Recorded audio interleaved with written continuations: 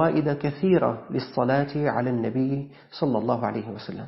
وأنا حريص اليوم في درس اليوم ما دمت أتدارس معكم أن تكثروا من الصلاة والسلام على سيدنا محمد صلى الله عليه وسلم، وحتى بعد الدرس أن نكثر من الصلاة على النبي صلى الله عليه وسلم. وخلال الأيام القادمات أنتم جميعا لكم أوراد بالصلاة على النبي صلى الله عليه وسلم، بس تعالوا نعزز نكثر من هذه الأوراد، لعل الله عز وجل يجعل لنا ببركات سيدنا محمد صلى الله عليه وسلم فرجا قريبا، ويدفع البلاء والوباء عن بلادنا وعن أهل هذه الأرض، وأن يتلطف بنا. العلماء أيها الإخوة جمعوا فوائد كثيرة للصلاة على النبي صلى الله عليه وسلم، منهم من عد للصلاة على النبي صلى الله عليه وسلم 42 فائدة، منهم من عد للصلاة على النبي صلى الله عليه وسلم 100 فائدة، منهم من زاد على ذلك أو أنقص. لكن أنا بمراجعتي لفوائد الصلاة على النبي صلى الله عليه وسلم اخترت لكم منها ما جاء في أثرها في دفع البلاء ورفع الوباء.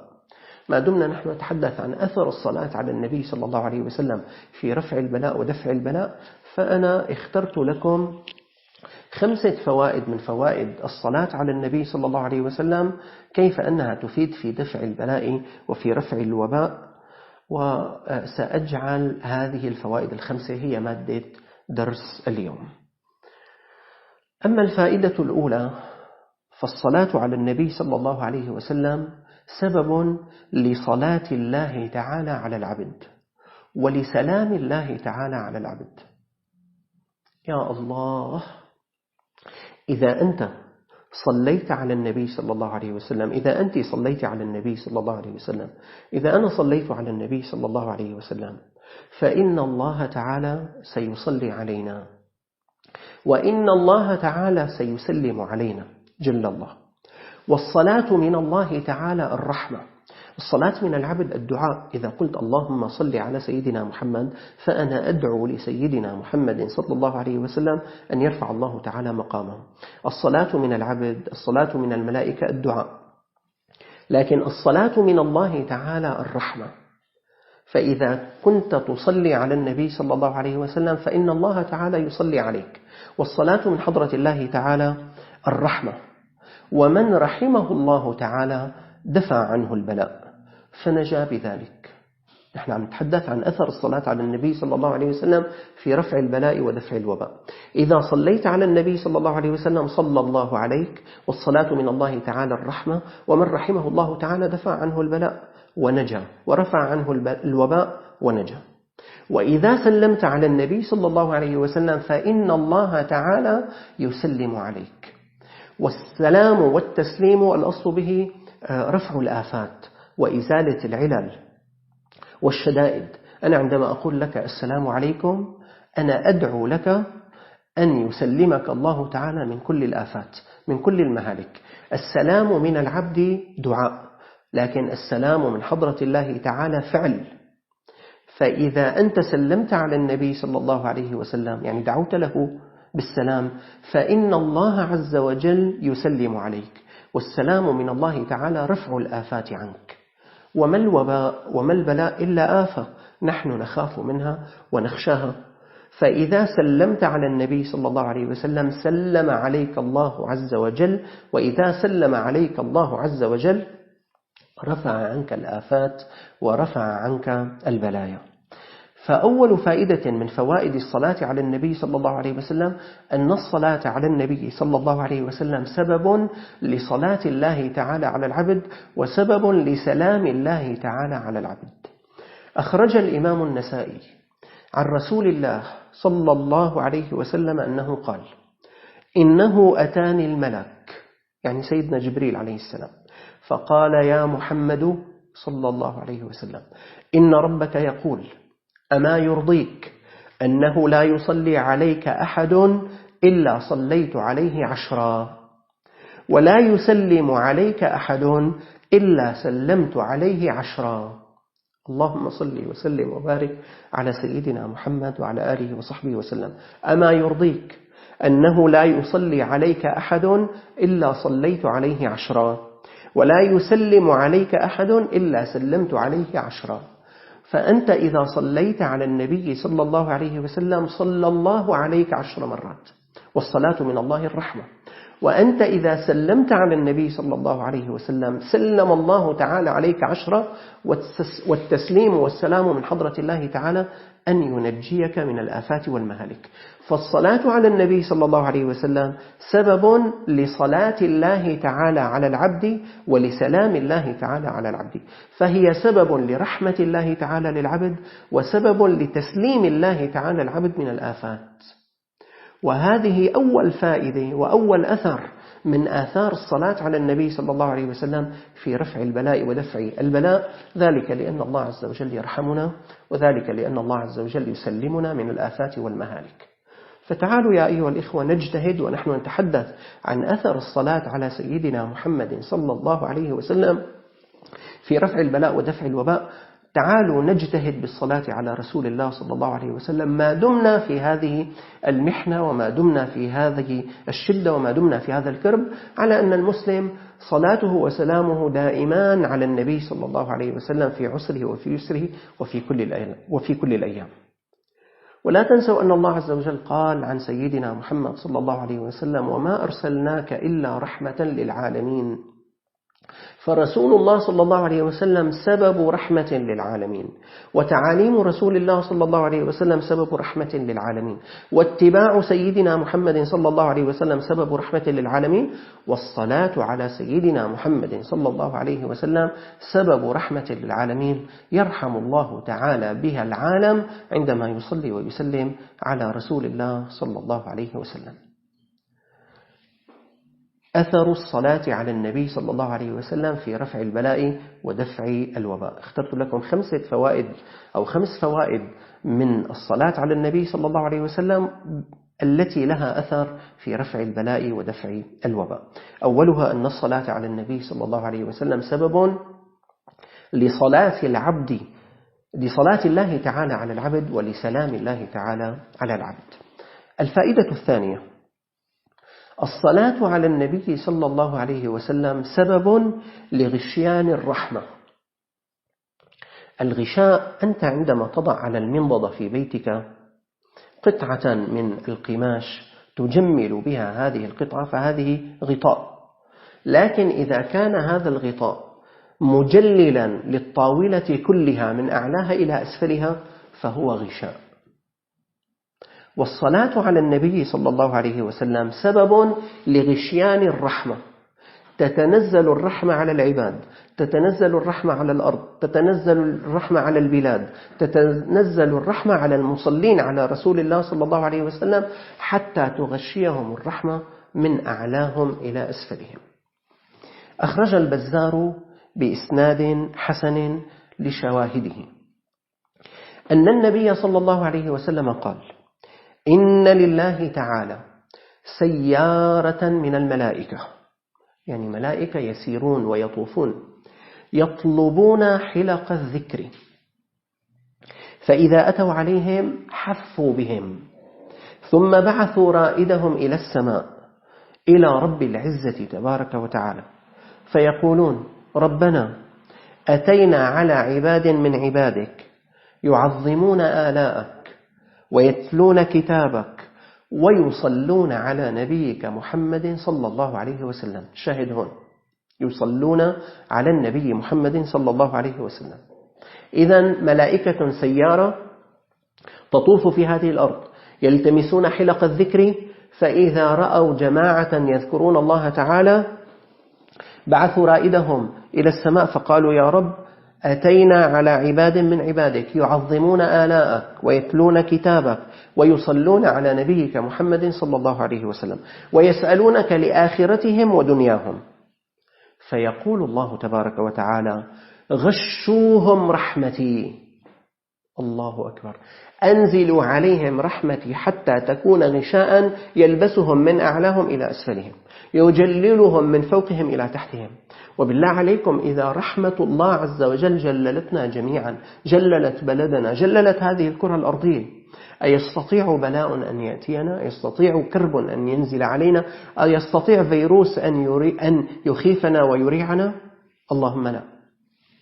الصلاة على النبي صلى الله عليه وسلم: إن لله تعالى ملائكة سيارة يطلبون حلق الذكر، فإذا أتوا عليهم حفوا بهم، ثم بعثوا رائدهم إلى السماء إلى رب العزة تبارك وتعالى، فيقولون: ربنا، يعني يا ربنا، أتينا على عباد من عبادك يعظمون آلاءك ويتلون كتابك ويصلون على نبيك محمد صلى الله عليه وسلم ويسألونك لآخرتهم ودنياهم. فيقول الله تبارك وتعالى: غشوهم رحمتي، أنزلوا عليهم رحماتي. فالصلاة على النبي صلى الله عليه وسلم تدفع البلاء، لها أثر في دفع البلاء وفي رفع الوباء. تقول الملائكة: يا رب، إن فيهم فلانا الخطاء، في واحد مع هؤلاء الذين يكثرون صلاة على النبي صلى الله عليه وسلم، يذكرون الله تعالى، يذكرون آلاء الله تعالى، يتلون آيات الله تعالى، لكنه مقصر. يقول الملائكة: يا رب، إن فيهم فلانا الخطاء. فيقول الله تبارك وتعالى: غشوهم رحمتي، فهم الجلساء لا يشقى بهم جليسهم. الله أكبر.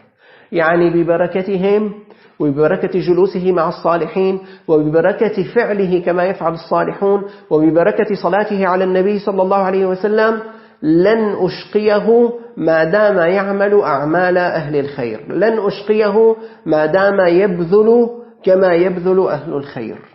غشوهم رحمتي. فالصلاة على النبي صلى الله عليه وسلم أيها الإخوة هذه فائدة ثانية، سبب لغشيان الرحمة.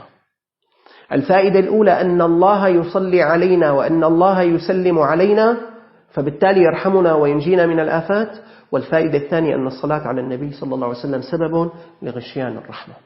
فتعالوا يا إخوان نكثر من الصلاة على رسول الله صلى الله عليه وسلم، مستحضرين كأننا أمام المواجهة الشريفة، وإن قلوبنا لتتفطر لأن المسجد النبوي أيضا لا يزار في هذه الأيام، لكن الأرواح إن شاء الله تكون قريبة إلى النبي صلى الله عليه وسلم، لكن المهج قريبة إلى النبي صلى الله عليه وسلم.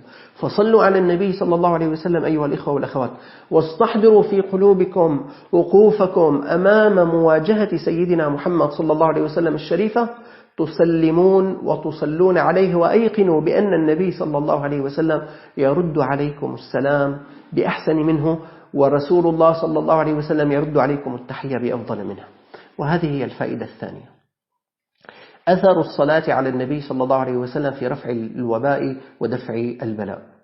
أنا أعد لكم فوائد من فوائد الصلاة على النبي صلى الله عليه وسلم لها أثر في رفع البلاء ودفع الوباء.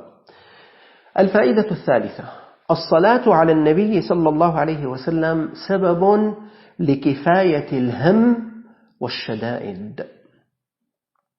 جاءت الأحاديث كما ستسمعون بعد قليل بأن الصلاة على النبي صلى الله عليه وسلم تكفيك همك. ألست مهموما؟ أليس الناس مهمومين؟ أليس الناس خائفين من هذا الوباء أن ينتشر، أن يتفشى، أن يشيع في هذه الأرض؟ الصلاة على النبي صلى الله عليه وسلم سبب لكفاية الهم وكفاية الشدائد. أخرج الترمذي عن أبي بن كعب رضي الله تعالى عنه: قلت يا رسول الله، إني أكثر الصلاة عليك، فكم أجعل لك من صلاتي؟ أنا يا رسول الله كل يوم لي ورد من الصلاة على النبي صلى الله عليه وسلم، 100 مرة، 500 مرة، 1000 مرة، أكثر أو أقل. كم تحب أن أجعل لك من صلاتي؟ أنا كل يوم غير الصلاة على النبي صلى الله عليه وسلم لي ورد من الدعاء، عندي 10 دقائق دعاء، عندي نصف ساعة دعاء، عندي وقت أدعو فيه لنفسي. كم تريد يا رسول الله أن أجعل لك من الدعاء؟ أنا بدعي كل يوم نصف ساعة. شو قديش أدعو لك، قديش أصلي عليك يا رسول الله؟ أبي بن كعب يقول: يا رسول الله، إني أكثر الصلاة عليك، فكم أجعل لك من صلاتي، يعني من دعائي؟ قال: ما شئت. قلت: الربع. أنا كل يوم نص ساعة الدعاء، حبجعل 15 دقيقة أو 7 دقائق ونصف سأجعلهم صلاة على النبي صلى الله عليه وسلم. قال: ما شئت، فإن زدت فهو خير لك. قلت: النصف، 15 دقيقة أجعلهم صلاة على النبي صلى الله عليه وسلم. قال: ما شئت، فإن زدت فهو خير لك. قلت: فالثلثين. قال: ما شئت، فإن زدت فهو خير لك. قلت أجعل لك صلاتي كلها، أنا يا رسول الله سأجعل وقتي كله، كل دعائي سأجعله اللهم صل على سيدنا محمد وعلى آله وصحبه وسلم. الصلاة والسلام عليك يا سيدي يا رسول الله. اللهم صل على سيدنا محمد صلاة تشرح لنا بها صدورنا وتيسر لنا بها أمورنا وتحل لنا بها عقد ألسنتنا. اللهم صل على سيدنا محمد في الأولين، وصل على سيدنا محمد في الآخرين، وصل على سيدنا محمد في الملأ الأعلى إلى يوم الدين. اللهم صل على سيدنا محمد بعدد من صلى عليه، وصل على سيدنا محمد بعدد من لم يصلي عليه، وصل على سيدنا محمد كما تحب أن يصلى عليه. اللهم صل على سيدنا محمد حتى يرضى، وصل على سيدنا محمد حتى ترضى، وصل على سيدنا محمد حتى نرضى. اللهم صل صلاة كاملة وسلم سلاما تاما على سيدنا محمد الذي تنحل به العقد وتنفرج به الكرب وتقضى به الحوائج وتنال به الرغائب وحسن الخواتيم. هكذا يقول: أنا سأجعل لك صلاتي كلها، كل الدعاء يا رسول الله أنا سأجعله صلاة عليك. فقال النبي صلى الله عليه وسلم، الشاهد هون: إذن تكفى همك ويغفر ذنبك. إذن تكفى همك، إذا جعلت أورادك صلاة على النبي صلى الله عليه وسلم، إذا جعلت الوقت مملوءا بالصلاة على النبي صلى الله عليه وسلم، إذا بذلت جهدا كبيرا بالصلاة على النبي صلى الله عليه وسلم، تكفى همك. يا أخوان بالله عليكم، هلا نحن مو مهمومين، والله مهمومين، والله نخاف، والله الناس لا يدرون ماذا سيحدث، لا سمح الله ينتشر، نسأل الله أن لا ينزل ببلادنا هذا الوباء، لا يشيع في بلادنا. العالم الشرقي والغربي، العالم الذي بين يديه معدات وبين يديه منظومة صحية كبيرة، يا أخي مضطرب ويقول نحن هذه المنظومة الصحية قد تساقطت وما شابه. مهموم، العالم كله مهموم. إذن تكفى همك يا إخوان. لا ريب، نحن لابد أن نأخذ بالأسباب، لابد من أجل دفع البلاء ورفع الوباء نأخذ بالأسباب. ليكنا نحن جالسين في بيوتنا ونحن نجتهد بالنظافة، ونحن نجتهد بالمضمضة، ونحن نجتهد بالاستنشاق، ونحن نجتهد بعدم الاختلاط بالناس كثيرا، كله صحيح. لكن نحن بدنا رب العالمين يتجلى علينا، رب العالمين يعيننا، وهذه بركات الصلاة على سيدنا محمد صلى الله عليه وسلم. قال: إذن تكفى همك ويغفر ذنبك. فالصلاة على النبي صلى الله عليه وسلم سبب لكفاية الهم والشدائد. روى الطبراني في الدعاء من حديث محمد بن جعفر بن محمد بن علي بن الحسين بن علي بن أبي طالب رضي الله تعالى عنهم أجمعين، قال: كان أبي إذا كربه أمر قام فتوضأ وصلى ركعتين ثم دعا، وقال في دعائه: اللهم أسألك بكل اسم هو لك، وأسألك بالاسم الأعظم الذي إذا سئلت به كان حقا عليك أن تجيب، أن تصلي على محمد وعلى آل محمد، وأسألك أن تقضي حاجتي ويسأل حاجته. فالصلاة على النبي صلى الله عليه وسلم سبب لكفاية الهم ودفع الشدائد، سبب لرفع الوباء ودفع البلاء. وهذا هو حفيد رسول الله صلى الله عليه وسلم: إذا كربه أمر قال قام فتوضأ وصلى ركعتين ثم دعا، وقال في دعائه في جملة الدعاء: اللهم أسألك بكل اسم هو لك، وأسألك بالاسم الأعظم الذي إذا سئلت به كان حقا عليك أن تجيب، أن تصلي على محمد وعلى آل محمد. هو مكروب، هو مهموم، هو يخاف من هذا الهم القادم إليه، قال يقول: اللهم صل على محمد وعلى آل محمد، ثم يقول: وأسألك أن تقضي حاجتي، ويسأل الله تعالى حاجته. فيا أخوان، يا أخوات، هذا الدرس كله من أجل أن نملأ أوقاتنا كما ملأناها بالاستغفار، أن نملأها بالصلاة على النبي صلى الله عليه وسلم المختار. وها أنا أعرض عليكم فوائد للصلاة على النبي صلى الله عليه وسلم لها أثر برفع البلاء ودفع الوباء. الصلاة على النبي صلى الله عليه وسلم سبب لكي يصلي الله تعالى علينا ويسلم علينا فيرحمنا بذلك ويسلمنا من الآفات، والصلاة على النبي صلى الله عليه وسلم سبب لغشيان الرحمة، تتنزل علينا الرحمة وتخشانا. والصلاة على النبي صلى الله عليه وسلم سبب لكفاية الهم وكفاية الشدائد.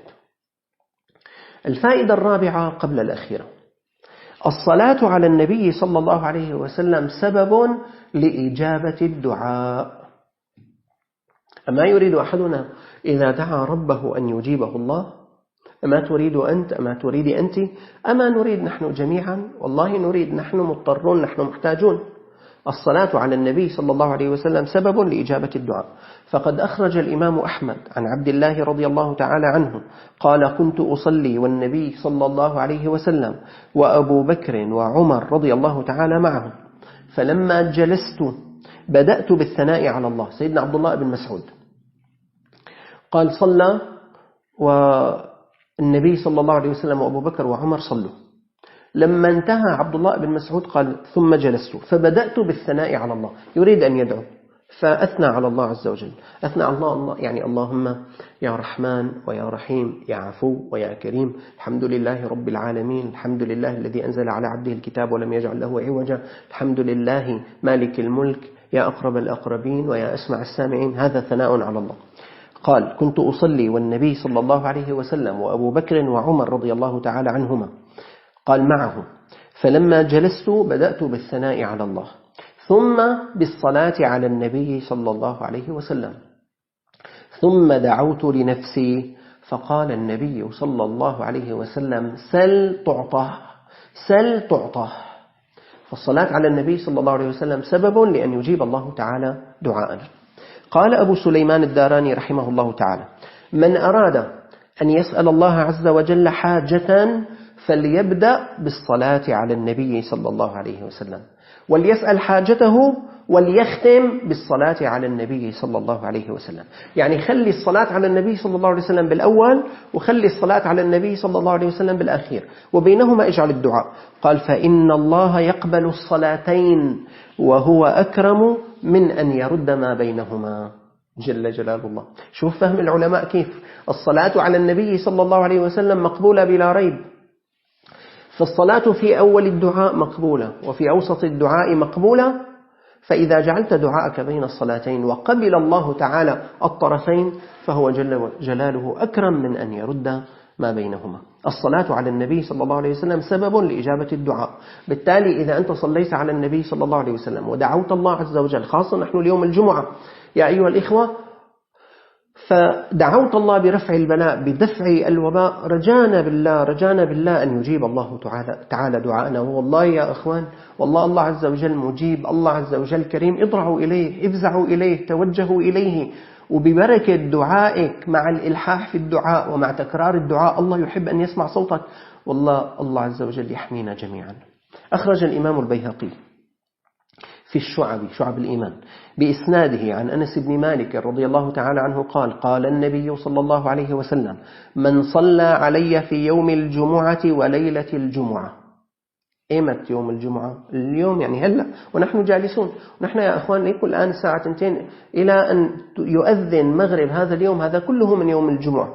وقد مضت ليلة الجمعة من يوم الخميس لما يؤذن المغرب إلى أن يؤذن الفجر.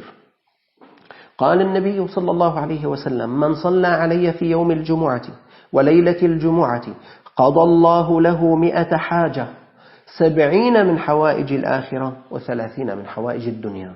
الحديث عند البيهقي في الشعب. فالصلاة على النبي صلى الله عليه وسلم سبب لإجابة الدعاء. ذكر ابن المنقذ في كتاب الحدائق الدنية في الصلاة على خير البرية، قال: إن شابا كان يطوف بالبيت ويشتغل بالصلاة على رسول الله صلى الله عليه وسلم. تعرفوا أنتم الله يكرمنا يا رب، يا رب ردنا إلى بيتك الحرام، يا رب أكرمنا بزيارة للبيت الحرام، يا رب أكرمنا بطواف حول الكعبة المشرفة، يا رب أكرمنا بعمرة مباركة، يا رب أكرمنا بحج إلى بيتك الحرام على أهنأ حال وأهدأ بال ووفور الصحة والكرامة ومقبولين ومجبورين. يا رب يا رب زد الكعبة وزد بيتك الحرام تشريفا وتعظيما. والله تتألم قلوبنا عندما نعلم بأن الكعبة لا يطاف حولها. أنتم تعلمون يا أخوان أن الطواف حول الكعبة يشتغل الإنسان بالذكر، يشتغل بالاستغفار، يشتغل بتلاوة القرآن، يشتغل بالتسبيح، يشتغل بالتحميد، يشتغل بالصلاة على النبي صلى الله عليه وسلم. لكن ابن المنقذ يقول إن شابا كان يطوف بالبيت ويشتغل بالصلاة على رسول الله صلى الله عليه وسلم. يعني كل طواف حول البيت اللهم صل على سيدنا محمد وعلى آله وصحبه وسلم، اللهم صل على سيدنا محمد وعلى آله وصحبه وسلم، اللهم صل على سيدنا محمد وعلى آله وصحبه وسلم. كل طوافه صلاة وسلام على رسول الله صلى الله عليه وسلم. فقيل له لهذا الشاب: هل عندك شيء في هذا؟ يعني أنت منين جايب هذا الشيء؟ عندك آيات، عندك أحاديث، عندك وقائع، عندك شيء؟ قال: نعم، عندي شيء يجعلني أصلي على النبي صلى الله عليه وسلم وأستفرغ وقتي بالصلاة على النبي صلى الله عليه وسلم. قال: نعم، خرجت أنا وأبي حاجين إلى بيت الله الحرام، فمرض أبي في بعض المنازل في مكان للاستراحة. تعرفوا أنتم كان من قديم يسافرون، ما في لا طيارات ولا باصات ولا سيارات، وإنما يركبون النوق ويسيرون. هلأ بيمشون على الناقة ما بدري 4 ساعات 5 ساعات أقل أو أكثر، ثم ينزلون للاستراحة ساعة ساعتين 3، يسيرون كثير بالليل ويستريحون كثير بالنهار. هلأ نزول المسافر للاستراحة اسمه منزل. يقول: خرجت أنا وأبي حاجين إلى بيت الله الحرام، فمرض أبي في بعض المنازل في مكان للاستراحة، فمات أبي. يبدو بأنه المرض استشرى به، تمادى به، طائن بالسن هذا الأب. الابن قاعد جنب أبوه بس ما في لا في أطباء ولا في أدوية ولا في شيء، تمادى به المرض في مكان الاستراحة ومات، والابن يعني جالس لخدمة أبيه. قال: مرض أبي في بعض المنازل في مكان للاستراحة فمات أبي، واسود وجهه وانتفخت بطنه والعياذ بالله. فوق الموت كمان منظر، نسأل الله السلامة، اسوداد بالوجه وانتفاخ في البطن.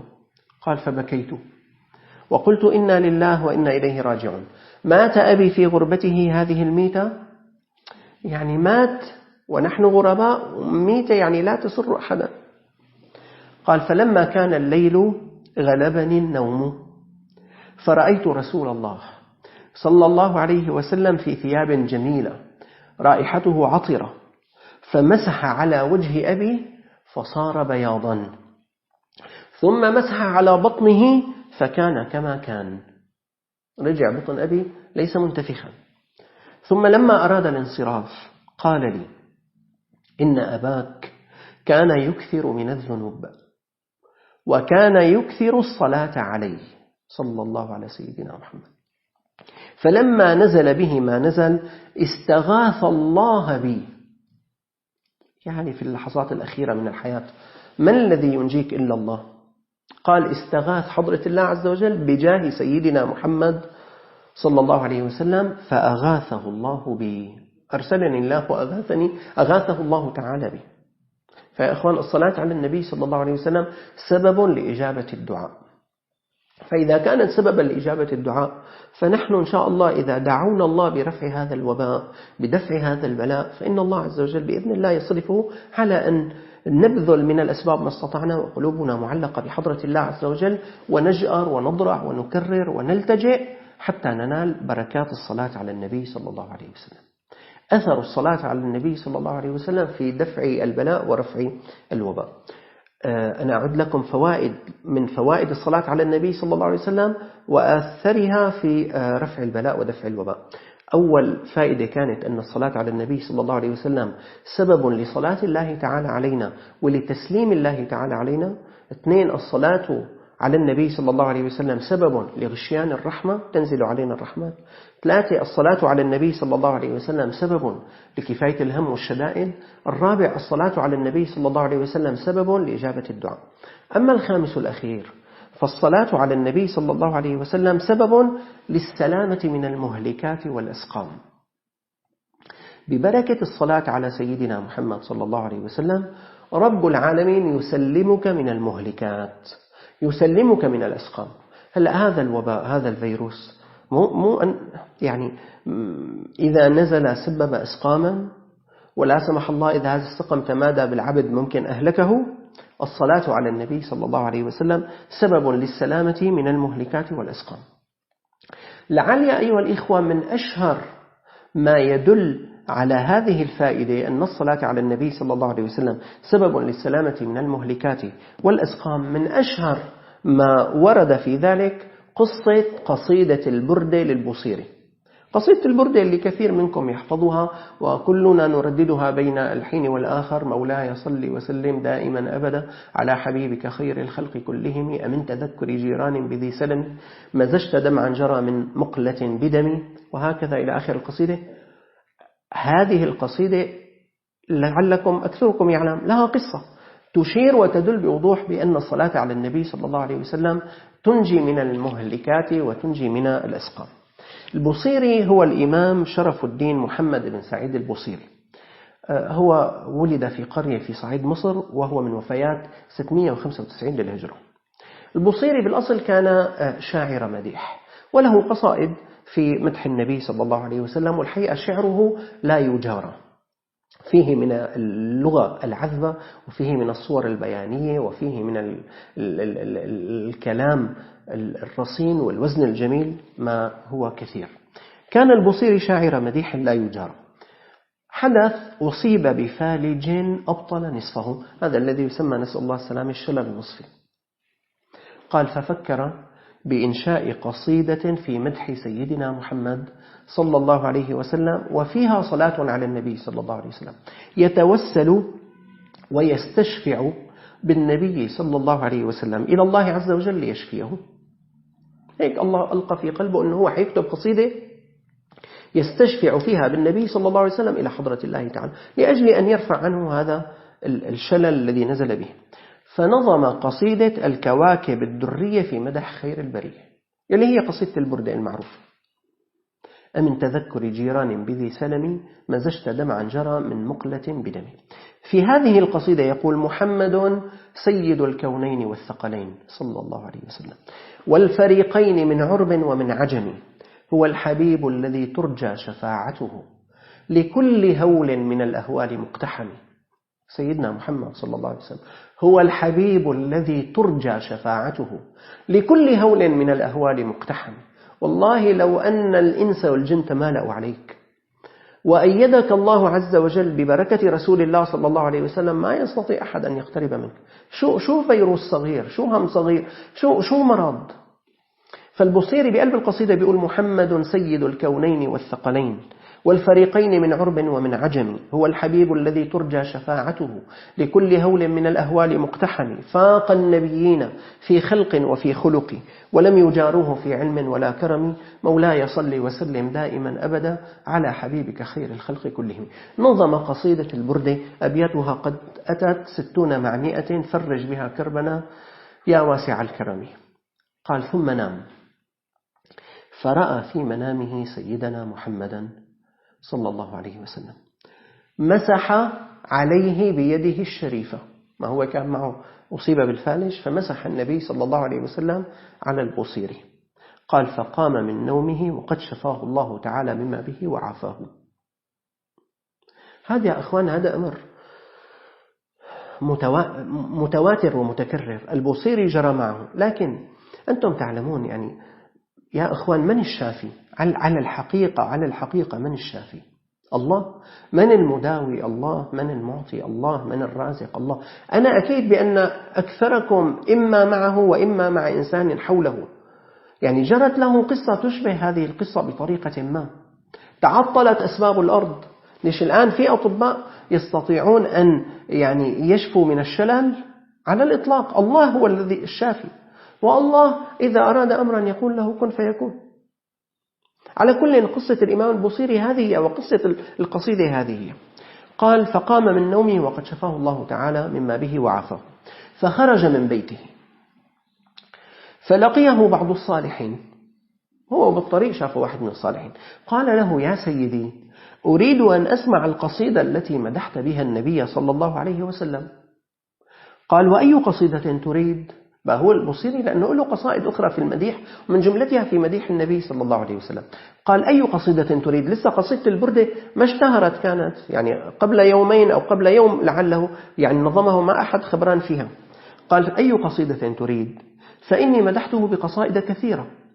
قال: التي أولها: أمن تذكر جيران بذي سلم مزجت دمعا جرى من مقلة بدمي. بدي هاي البردة، والله لقد سمعتها البارحة في منامي، أو البارحة في منامي، وهي تنشد بين يدي رسول الله صلى الله عليه وسلم وهو يسمع وقد أعجبته. الله أكبر.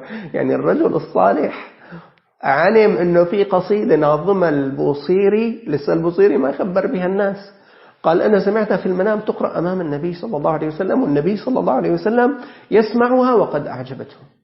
لذلك سبحان الله البوصيري صلى 700 سنة 750 سنة متوفى.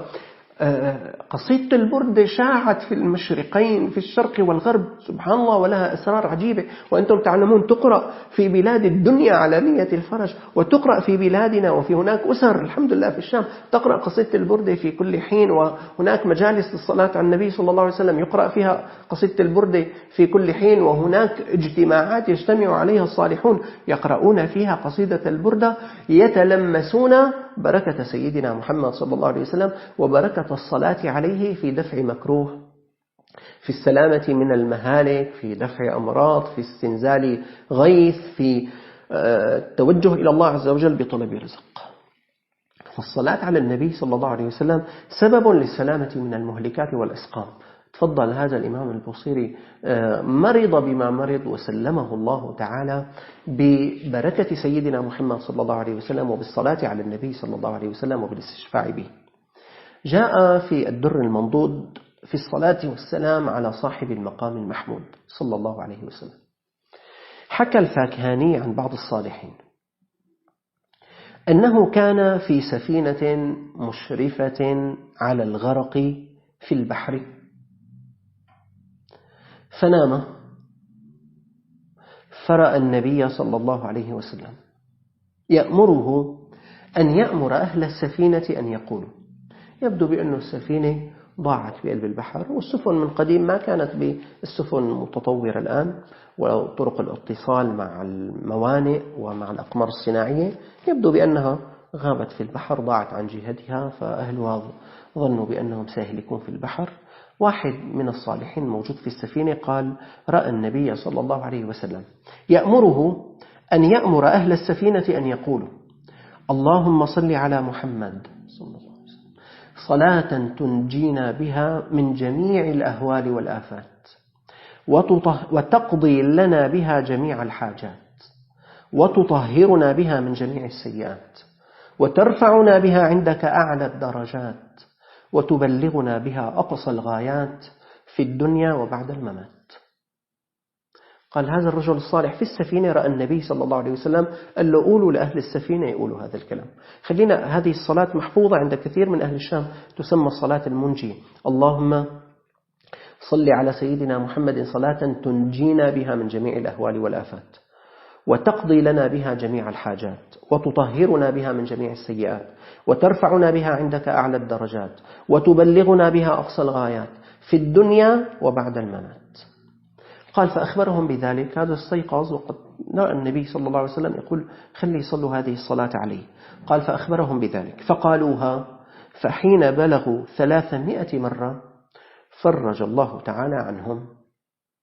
قال في الدر المنضود: من قالها في كل مهم ونازلة وبلية، من قالها في كل مهم يعني في كل أمر مهم، وبلية في كل بلية ونازلة 1000 مرة فرج الله تعالى عنه وأدرك مأموله.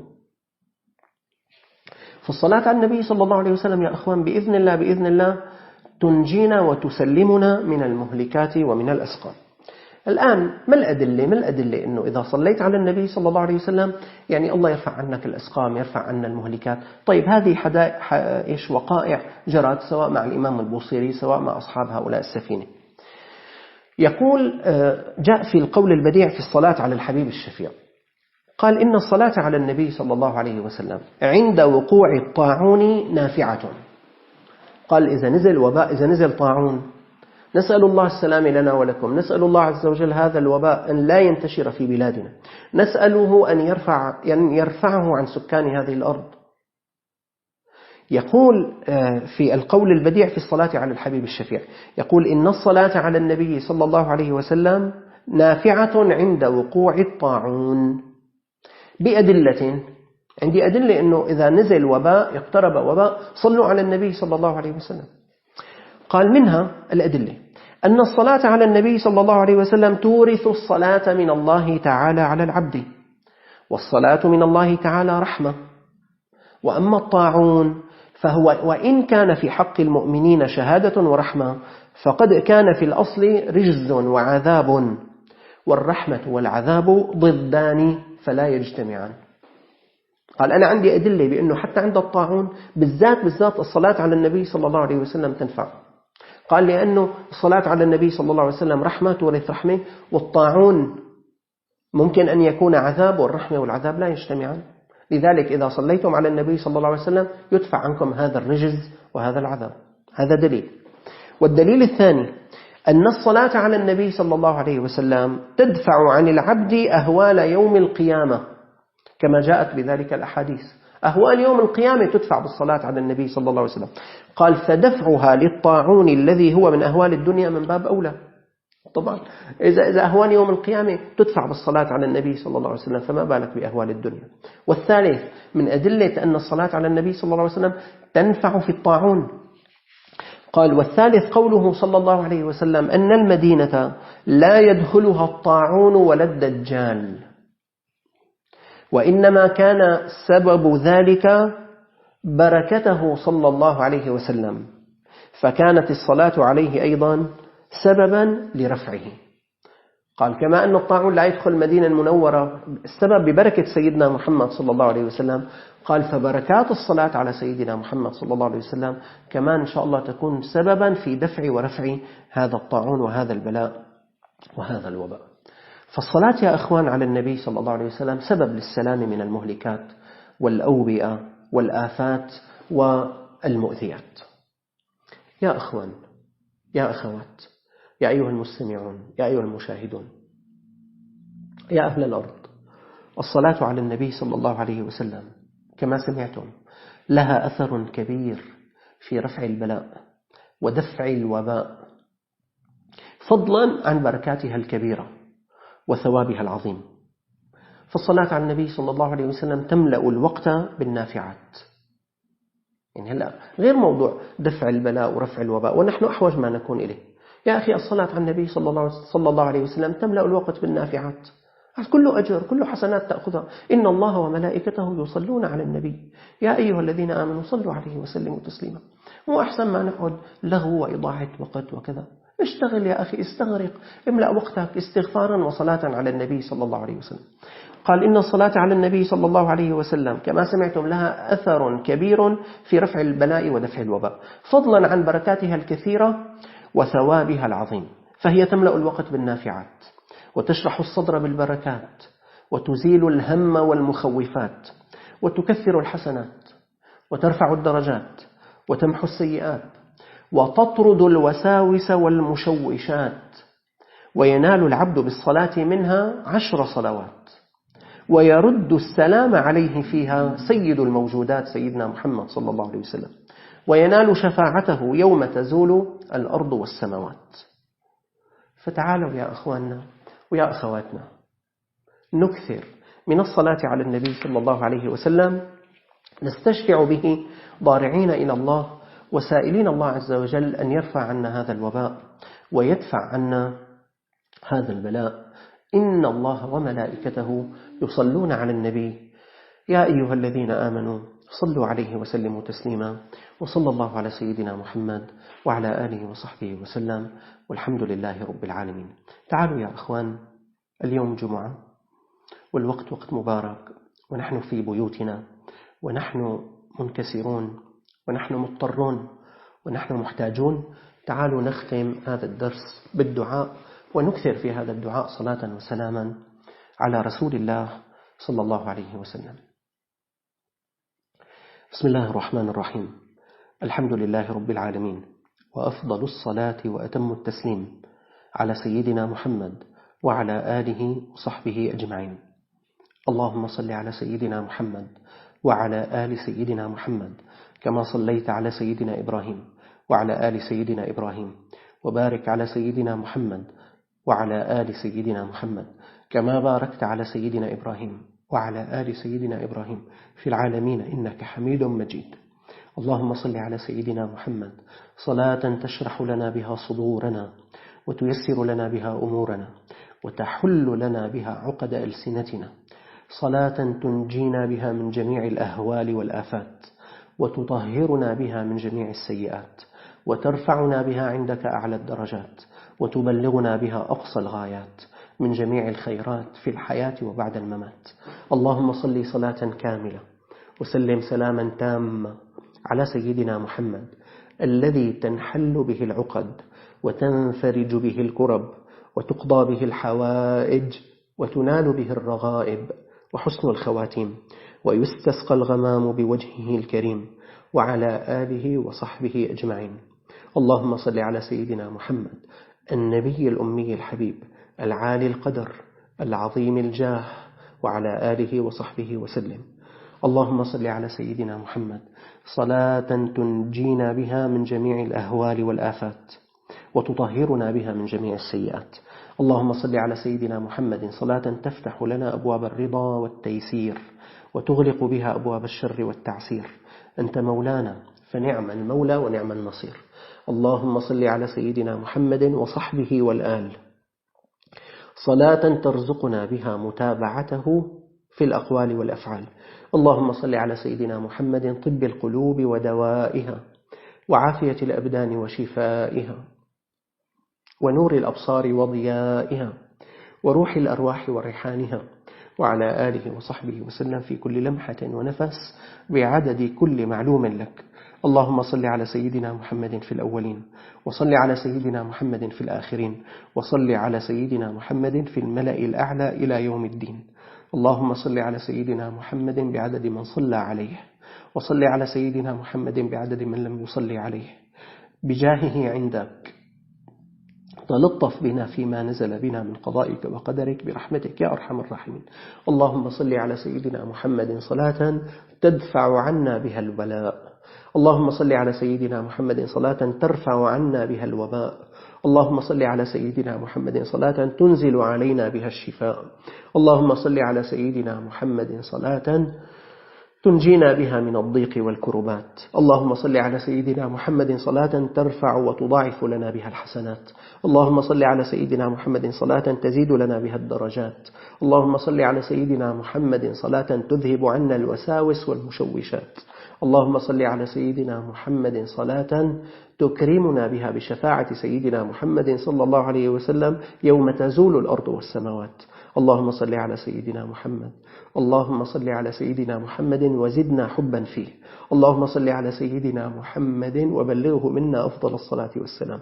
والصلاة والسلام عليك يا سيدنا يا رسول الله. استشعر يا أخوان ويا أخوات كل واحد بيننا أنه واقف أمام المواجهة الشريفة لنصلي ونسلم على النبي صلى الله عليه وسلم. السلام عليك أيها النبي الكريم ورحمة الله وبركاته. السلام عليك أيها النبي الكريم ورحمة الله وبركاته. السلام عليك أيها النبي الكريم ورحمة الله وبركاته. والصلاة والسلام عليك يا سيدنا يا رسول الله. نشهد يا سيدنا يا رسول الله أنك أديت الرسالة وبلغت الأمانة ونصحت الأمة، فجزاك الله تعالى عنا خير ما جزى نبيا عن أمته. يا سيدنا يا رسول الله اشفع لنا عند ربك. يا سيدنا يا رسول الله ضاقت حيلتنا. يا سيدنا يا رسول الله زاد كربنا. يا سيدنا يا رسول الله نحن في شدة وبلاء.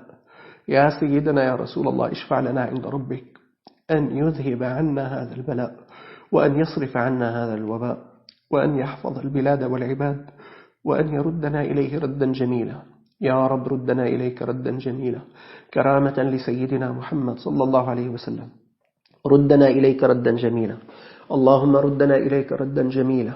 اللهم ردنا إليك ردا جميلا. اللهم رد شبابنا إليك ردا جميلا، ورد بناتنا إليك ردا جميلا، وردنا جميعا إليك ردا جميلا.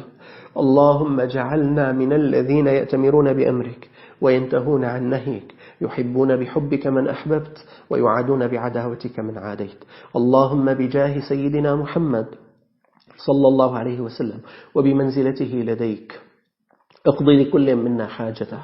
يا رب اقضي لنا حاجاتنا، واشرح لنا صدورنا، ويسر لنا أمورنا، وأصلح لنا أزواجنا، واهدي لنا أولادنا، ووسع لنا أرزاقنا، وحسن لنا أخلاقنا، واجعلنا من عبادك الراشدين. بسم الله ما شاء الله، ما كان من نعمة فمن الله. بسم الله ما شاء الله، لا يسوق الخير إلا الله. بسم الله ما شاء الله، لا يصرف السوء إلا الله. بسم الله ما شاء الله، لا حول ولا قوة إلا بالله. بسم الله على أنفسنا، بسم الله على أولادنا، بسم الله على ذرارينا، بسم الله على من استمع إلينا، بسم الله على من نظر إلينا، بسم الله على من أحبنا وأحببناه في الله، بسم الله على بلدنا، بسم الله على مياهنا، بسم الله على أنهارنا، بسم الله على هوائنا، بسم الله على زروعنا وثمارنا، بسم الله على من أحبنا وأحببناه في الله، بسم الله على أهل هذه الأرض، بسم الله الذي لا يضر مع اسمه شيء في الأرض ولا في السماء وهو السميع العليم. اللهم إنا تحصنا باسمك الأعظم، واحتمينا بكلماتك التامات التي لا يجاوزهن بر ولا فاجر. اللهم آمين. اللهم آمين. اللهم آمين. وصلى الله على سيدنا محمد، وصلى الله على سيدنا محمد، وصلى الله على سيدنا محمد وعلى آله وصحبه أجمعين.